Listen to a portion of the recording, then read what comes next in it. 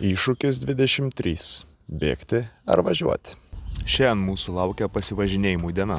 20 km šiandien važiuosiu dviračiu, o vakare aš išvažiuosiu su motociklu.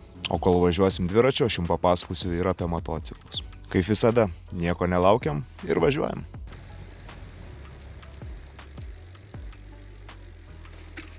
Gerai, pirmas dalykas apie motociklus. Pirma klaida, kurią daro žmonės, kurie pradeda važinėti motociklais, tai yra, kad jie žiūri čia ir dabar. Važiuodamas motociklu, tu turi matyti 5 žingsnius į priekį.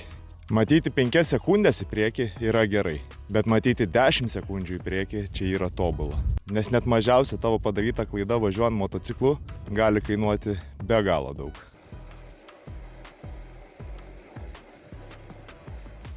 Ir dar vienas dalykas. Motociklas nėra apie greitį. Motociklas yra apie kontrolę. Didžiausia problema dažniausiai būna ne kelias, ne oras, o jūsų ego. Kai jūs važiuojate su motociklu ir sakote, aš jau moku, tai jums gali sukelti didžiausią pavojų. Gerai, o dabar papasakosiu viskas, kaip prasidėjo. Prieš 4 metus net negalvojau, kad vairuosiu motociklą.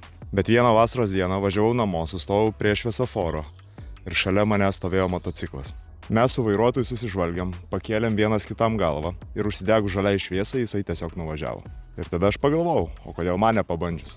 Ta pačią dieną nuvažiavau į vairavimo mokyklą, užsiregistravau ir pradėjau mokytis važiuoti motociklu.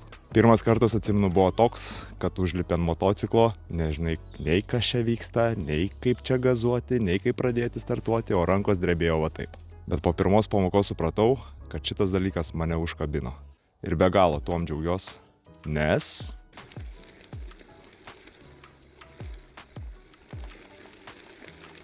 važiuodamas dviračiu supratau, kad jaučiu labai panašius dalykus, kaip važiuodamas motociklu. Aš jaučiu kelią, kiekvieną nelygumą, posūkį, viską. Ir tuo pačiu atsiranda noras pamatyti kuo daugiau. Visą Lietuvą, mažus miestelius, kelius, kuriais nesu niekad gyvenime važiavęs. Ir pamatyti tai, ko dar nesi niekad matęs.